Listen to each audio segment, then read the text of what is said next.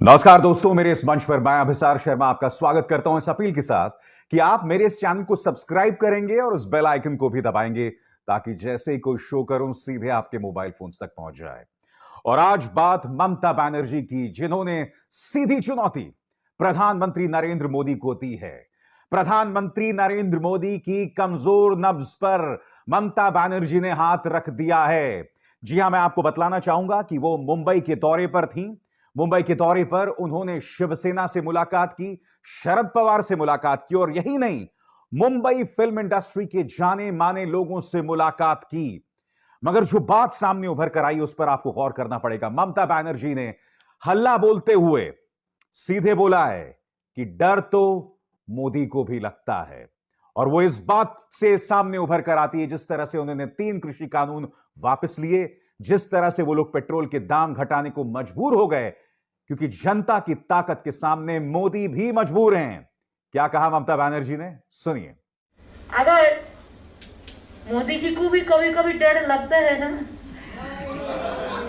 अगर इलेक्शन का टाइम में थोड़ा डीजल का प्राइस, थोड़ा पेट्रोल का प्राइस चिंतित हो जाता है, लेकिन साल भर बढ़ा के जाता है। आज किसान का जो बिल रिपील हुआ है, चर्चा नहीं होने दिया, लेकिन रिपील क्यों किया? Because of UP election, everybody knows that, so they are also afraid. Don't think that they are very safe. Only country is to be safe.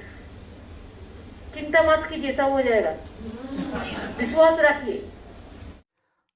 दोस्तों, यही नहीं, ममता बनर्जी ने कहा कि भारतीय जनता पार्टी क्रूर और अलोकतांत्रिक है। इन 2 शब्दों पर गौर कीजिए, क्रूर, अलोकतांत्रिक। भारतीय जनता पार्टी पर उन्होंने अपने हमले को जारी रखा और इस मौके पर उन्होंने अपने दोस्त को भी याद किया, शाहरुख खान। जैसे कि आप जानते हैं कि शाहरुख खान कोलकाता नाइट राइडर्स के प्रमुख हैं और कोलकाता नाइट राइडर्स जो है वो पश्चिम बंगाल के बहुत करीब है। इस मौके पर उन्होंने कहा कि मैं जानती हूं कि शाहरुख खान को किस तरह से निशाना बनाया गया, और वो जिक्र कर रही हैं आर्यन खान का। आप जानते हैं दोस्तों, नारकोटिक्स कंट्रोल ब्यूरो के समीर वानखेड़े ने आर्यन खान को 25 दिनों तक जेल में रखा था, और जब उन्हें रिहा किया गया तो अदालत ने कहा कि इनके पास आर्यन खान के खिलाफ कोई प्रमाण नहीं थे। उल्टा समीर वानखेड़े के खिलाफ लगातार कई प्रमाण सामने उभर कर आ रहे थे, जिसमें उनके अपने गवाह ने कहा था कि ये शाहरुख खान से 18 करोड़ की वसूली करना चाहते थे। ममता बनर्जी इस बात से आहत नजर आई जब वो मुंबई के तमाम जाने माने लोगों से बात कर रही थी, तो वो इस बात को नहीं भूली कि किस तरह से शाहरुख पर निशाना साधा गया है। और यह सवाल उनसे किसी और ने नहीं किया, बल्कि जाने माने फिल्म निर्देशक और निर्माता महेश भट्ट ने किया। किस तरह से उन्होंने शाहरुख के पक्ष में अपनी बात कही, देखिए। How are you, who I see as the face of the Pope, going to protect the liberal stream from the goons of the right wing, who have imposed on us the politics of silence, who have terrorized us and intimidated us? We have lost the moral muscle, the country has lost the moral muscle. Can we not all pool our resources and sing the song of India as we were born to? I think Moise is 100% correct. You have to sing for the future. You, the civic society, you have a very big role to play. India loves manpower, not muscle power.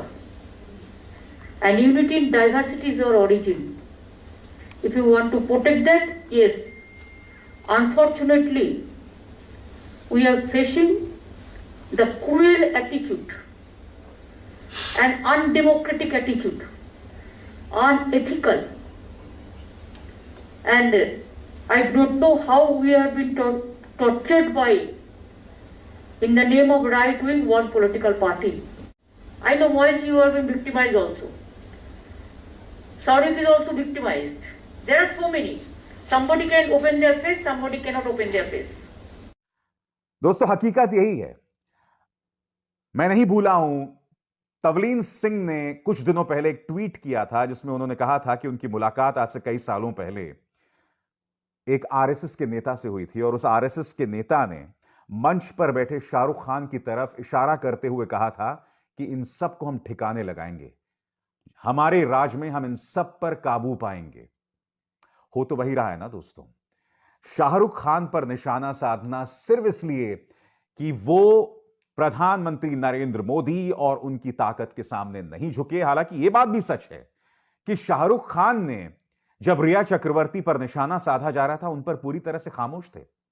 और इत्तेफाक देखिए, उसी drugs के मामले में जिस तरह से झूठे तरीके से रिया चक्रवर्ती को फंसाया गया, फिर उन्हीं के बेटे को भी गलत तरीके से फंसाया गया।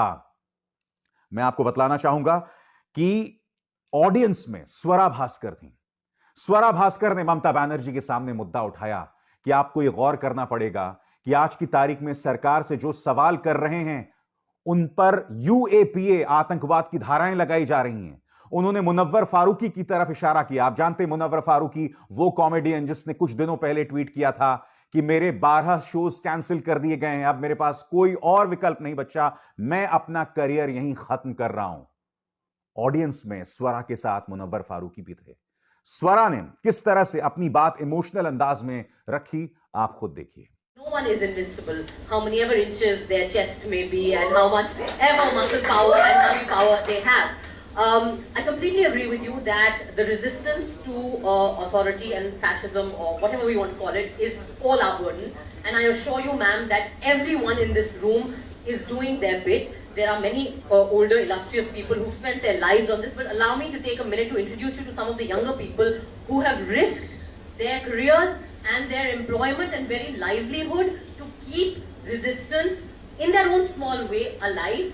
Munawar Farooqi is here. He has spent 1 month in jail. Stand up. So he spent a month in jail for a joke he didn't tell. But Raj is here. He runs a performance space that has been vandalized continuously for hosting people like Munawar, like Aditi Mittal, like Agrima Joshua, who was attacked. Rija Chadda is here, Kubra Seth is here, Arpita, Ashwini sir, Avinash ji, all of these people are working in the film industry, facing a lot of resistance to tell stories where what is happening in India will find a place. Fahad is an activist who has multiple FIRs on him. We are in a situation today, and I'm sorry I'm repeating what we all know, but it's a lived experience. We are in a situation today where for a common citizen like me, we either on one side, what are our options? What are we experiencing? On one side, there is the mob, completely unaccountable because the ruling dispensation has found a way to use the mob to its liking, and the police and the state seem to be completely okay with allowing that. On the other side, you have the state that uses arbitrary power and is distributing UAPA and sedition charges like it is prasad of a god we don't want to pray to but are forced to bow down to. This is our reality. मगर ममता बनर्जी आशावादी दिखाई दी। उन्होंने कहा कि ये काले बादल छटेंगे और भारतीय जनता पार्टी को हार का सामना करना पड़ेगा। और जैसे कि उन्होंने बताया, और मैंने आपको कार्यक्रम की शुरुआत में भी बताया, कि मोदी को भी डर लगता है। मैं आपको बतलाना चाहूंगा दोस्तों, अपनी इस यात्रा में उन्होंने शरद पवार से भी मुलाकात की और उस मुलाकात के दौरान शरद पवार के साथ प्रेस कॉन्फ्रेंस में उन्होंने अपील की कि भारतीय जनता पार्टी जैसी फांसीवादी सरकार को, फैसिस्ट सरकार को हराने के लिए, पॉलिटिकल पार्टी को हराने के लिए सबको साथ आना होगा। कि आज जो परिस्थिति चल रहा है देश में, जैसा फैसिज्म चल रहा है, इसको खिलाफ में एक स्ट्रॉन्ग ऑल्टरनेटिव फोर्स बनाना चाहिए। अकेला कोई नहीं कर सकता है, जो स्ट्रॉन्ग जिधर में है उसको लेके करना पड़ेगा। इसी के लिए Sarath ji is the senior most leader. बहुत दिन से हम सारथ जी का साथ में काम किया है। इसी के लिए मैं सारथ जी के साथ पॉलिटिकल कर्टिसी और डिस्कशन करने के लिए आई हुई है। सारथ जी ने जो बात कहा है हम सहमत हूँ। मगर यहां पर एक ट्विस्ट आता है दोस्तों। उन्होंने कांग्रेस पर हमला जारी रखा। जी हां, उन्होंने 2 बड़ी बातें कही और इस पर आपको गौर करना पड़ेगा। पहली बात उन्होंने यह कही कि अब यूपीए नाम की कोई चीज नहीं है, यानी कि यूनाइटेड प्रोग्रेसिव अलायंस, जिसका हिस्सा ममता बनर्जी भी थी और कांग्रेस भी थी। और आपको यह नहीं भूलना चाहिए दोस्तों कि हाल ही में जब ममता बनर्जी दिल्ली गई थी तो उन्होंने सोनिया गांधी से भी मुलाकात नहीं की। पहली बात उन्होंने कही कि यूपीए नाम की कोई चीज नहीं है, और दूसरी बड़ी बात जो उन्होंने कही, सीधा हमला उन्होंने राहुल गांधी पर बोला है। राहुल गांधी पर हमला बोलते हुए उन्होंने कहा कि आपको जमीन पर उतरना पड़ेगा, आप बात बात पर विदेश नहीं जा सकते छुट्टी के लिए। क्या कहा ममता बनर्जी ने, सुनिए। भाजपा आरोप कर रही है कि सबसे सीनियर नेता है, शरद जी उद्योग भगाने के लिए आई है। सबसे को अलग रख के हो सकता है क्या? कांग्रेस को अलग रख के हो सकता है क्या? देश भर देखो सरोज जी क्या बोला, एक ऑल्टरनेटिव स्ट्रॉन्ग होना चाहिए जो लड़ाई करते हैं। अगर कोई लड़ते नहीं है तो हम क्या करें? हम चाहते हैं कि सबको लड़ाई करना है, लेकिन में रह के। शरद जी सबसे सीनियर नेता है यूपीए के, आपको लगता है कि शरद जी को अब यूपीए का नेतृत्व करना चाहिए, चेयरमैन बनाना चाहिए? अरे क्या यूपीए? अभी यूपीए नहीं है। यूपीए क्या है? सब तैयार करेगा बैठ के। आप जानते हैं दोस्तों, अभी कुछ ही दिनों पहले राहुल गांधी लंदन चले गए थे और कई लोग ये सवाल पूछ रहे थे कि इस वक्त जब देश में संवेदनशील घटनाक्रम चल रहा है तो राहुल गांधी लंदन क्यों चले गए? ममता बनर्जी ने इस मुद्दे पर हमला किया और आप जानते हैं दोस्तों, कुछ ही दिनों पहले मेघालय में कांग्रेस के 12 विधायक तृणमूल कांग्रेस में शामिल हो गए, जिसकी वजह से ममता बनर्जी और कांग्रेस के बीच में जो है टकराव नए सिरे से चल रहा है। दोनों में तनाव जो है जोरों से उभर कर आ गया है। और उसकी अगर आपको एक मिसाल देखनी है तो कांग्रेस नेता श्रीनिवासन का यह ट्वीट देखिए। वो कह रहे हैं कि जब भी कोई मोदी जी से सवाल करता है उसे देशद्रोही बता दिया जाता है, जब भी कोई ममता दी से सवाल करता है उसे माओइस्ट बता दिया जाता है। यह बताइए दोनों में क्या फर्क है? यहां पर वो हवाला कर रहे हैं आईबीएन के कार्यक्रम का, जिसमें ममता बनर्जी से कुछ लोग सवाल पूछ रहे थे और ममता बनर्जी ने उन सवालों का जवाब देने से मना कर दिया। यह कह दिया कि ऑडियंस में माओवादी लोग बैठे हुए हैं। मैं कुछ और कहना चाहता हूं दोस्तों। पहली बात कांग्रेस को समझना पड़ेगा, यह तमाम क्षेत्रीय दलों की जिम्मेदारी नहीं है कि वो आपको जिताएं। कांग्रेस को अपनी जिम्मेदारी समझनी पड़ेगी। मैं आपसे समझना चाहता हूं और एक बहुत ही आसान सा सवाल चाहता हूं कांग्रेस आलाकमान से। राहुल गांधी कांग्रेस की जिम्मेदारी क्यों नहीं ले रहे हैं? वो कांग्रेस अध्यक्ष पद की जिम्मेदारी क्यों नहीं ले रहे हैं? ना वो जिम्मेदारी ले रहे हैं, ना किसी और को जिम्मेदारी दी जा रही है। आज की तारीख में कांग्रेस का कोई नेता ही नहीं है। कांग्रेस उस जहाज की तरह है जो बुरी तरह से भटका हुआ है। तो जो बात ममता बनर्जी कह रही हैं उसमें सच्चाई है, हम उससे इनकार नहीं कर सकते हैं। इसलिए कांग्रेस को इस गलतफहमी में नहीं रहना चाहिए कि तमाम राजनीतिक दलों की जिम्मेदारी बन जाती है आपको उठाने की। नंबर 1। नंबर 2, कांग्रेस को जिम्मेदारी लेनी पड़ेगी। मैं बात समझता हूं कि राहुल गांधी बतौर नेता मुद्दे उठाते रहे, चाहे कोरोना हो, चाहे चाइना हो, अर्थव्यवस्था हो। उन्होंने बार बार इस सरकार को चेतावनी दी है और उनकी चेतावनियां बाद में जाकर सच हुई हैं। मैं उस बात से इनकार नहीं कर रहा हूं। बतौर नेता विपक्ष राहुल गांधी एक खूबसूरत भूमिका निभा रहे हैं, उससे कोई मना नहीं कर रहा है। मगर आपको एक पार्टी की जिम्मेदारी लेनी पड़ेगी ताकि वो बीजेपी का मुकाबला कर सके। मध्य प्रदेश में आपकी सरकार थी, आपकी वो सरकार ही चली गई। मुझे कई मध्य प्रदेश के नेता बताते हैं कि राहुल गांधी मिलने को ही नहीं तैयार थे उनसे, और बाद में ज्योतिरादित्य सिंधिया और कमलनाथ के बीच में टकराव हुआ। ज्योतिरादित्य सिंधिया अपने 20 विधायकों के साथ निकल गए और फिर क्या हुआ आप सब जानते हैं। तो कांग्रेस को जिम्मेदारी लेनी पड़ेगी, और जब तक कांग्रेस जिम्मेदारी नहीं लेगी राष्ट्रीय स्तर पर, तब तक भारतीय जनता पार्टी को फायदा होता रहेगा। मैं जानता हूं आप लोगों के जहन में यह सवाल है कि ममता बनर्जी जिस तरह से हमला कर रही है कांग्रेस पर, इसका सीधा फायदा बीजेपी को होगा। हां, एक तर्क यह हो सकता है, मगर एक दूसरा भी तर्क है। इस वक्त अगर कांग्रेस संभल गई तो 2024 के लिए अब भी कांग्रेस के पास मौका है। मगर अब भी अगर कांग्रेस नहीं सुधरी तो भारतीय जनता पार्टी को 2024 में आने से कोई नहीं रोक सकता। नंबर 1। नंबर 2, क्या ममता बनर्जी तमाम जो क्षेत्रीय दलों को अपने साथ में लेकर एक विकल्प बना सकते हैं? दोस्तों, इतिहास पर नजर दौड़ाएं ना, तो कांग्रेस और बीजेपी के अलावा देश में सरकारें कोई और नहीं चला सका है। मोरारजी देसाई जब प्रधानमंत्री थे, 2-2.5 साल सरकार चली, गिर गई। उसके बाद यूनाइटेड फ्रंट की सरकार से पहले आपको याद होगा वीपी सिंह जो हैं वो प्रधानमंत्री बने थे, कुछ साल वो सरकार चली, गिर गई।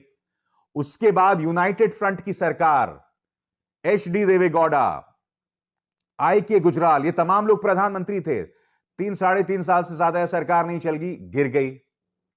5 साल सरकारें अब तक सिर्फ कांग्रेस और बीजेपी ने चलाई हैं। और ऐसा क्यों होता है? क्योंकि देखिए, हर क्षेत्रीय दल जो होता है ना, उसकी अपनी आकांक्षाएं होती हैं, उसकी अपनी महत्वाकांक्षाएं होती हैं। और अभी कांग्रेस और बीजेपी के अलावा कोई राष्ट्रीय दल नहीं है जो सबको साथ लेके चल सके। खैर, 2014 के बाद तो भारतीय जनता पार्टी वो नेशनल पार्टी नहीं रही जो एक जमाने में हुआ करती थी। आज की तारीख में वो तमाम दलों को अपने साथ अपनी ताकत के आधार पर, इनकम टैक्स का डर दिखाकर, ईडी का डर दिखाकर ही वो साथ लेकर चल पाती हैं। तो ममता बनर्जी को भी समझना पड़ेगा कि राष्ट्रीय तौर पर बगैर कांग्रेस के आप चुनौती नहीं दे सकते बीजेपी को, और विकल्प के तौर पर एक स्टेबल अरेंजमेंट, एक स्थायी विकल्प आप पेश नहीं कर सकते। कम से कम अगर हम इतिहास पर नजर दौड़ाएं तो यही प्रमाणित होता है। और मैं चाहूंगा कि ममता बनर्जी इतिहास को गलत साबित करें, मेरे इस सोच को भी गलत साबित करें कि कोई भी क्षेत्रीय दल राष्ट्रीय तौर पर सरकार नहीं दे सकता। यकीनन दोस्तों, ममता बनर्जी मुद्दे उठा रही हैं, प्रधानमंत्री नरेंद्र मोदी को सीधी चुनौती दे रही हैं। जैसे कि पश्चिम बंगाल के चुनावों में उन्होंने कहा, वो मुंबई पहुंची, शाहरुख खान के साथ खड़ी दिखाई दी। वो कांग्रेस को भी चुनौती दे रही हैं। मगर हकीकत यह है दोस्तों कि हम इस बात से मुंह नहीं मोड़ सकते कि राष्ट्रीय तौर पर इस वक्त बीजेपी के अलावा सिर्फ कांग्रेस एक राष्ट्रीय दल है और कोई भी व्यवस्था कांग्रेस के बगैर अधूरी है। मगर कांग्रेस को भी यह समझना पड़ेगा कि सब आपके नौकर नहीं हैं जो आपके सामने नतमस्तक बने हुए हैं कि आप जो भी करो हम आपका समर्थन करेंगे। कांग्रेस को अपना घर संभालना पड़ेगा। Get your house in order. उसके बगैर यह मत सोचिए कि आप बीजेपी को चुनौती दे पाएंगे। अभिसार शर्मा को दीजिए इजाजत। नमस्कार।